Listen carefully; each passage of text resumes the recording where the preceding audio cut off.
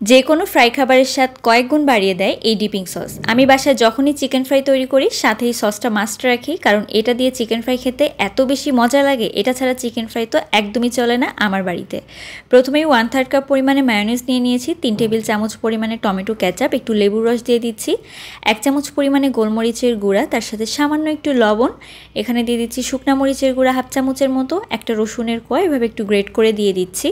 তো রসুনটা কিন্তু মাস্ট দিবেন, আর রসুনের গুঁড়া থাকলে সেটাও ব্যবহার করতে পারেন, আরও বেশি টেস্ট পাবেন। তো আমি এখানে ফ্রেশ রসুনটাই দিয়ে দিচ্ছি।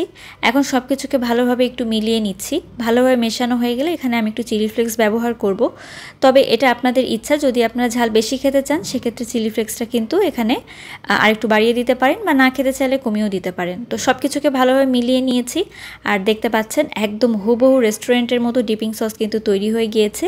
এটা দিয়ে ফ্রেঞ্চ ফ্রাই, চিকেন ফ্রাই সহ যে কোনো ধরনের ফ্রাই আইটেম খেতে পারবেন। অসম্ভব মজার একটা সস। এভাবে একবার বাড়িতে বানিয়ে দেখতে পারেন, খুব সহজ আর খেতেও অনেক বেশি মজার হয়।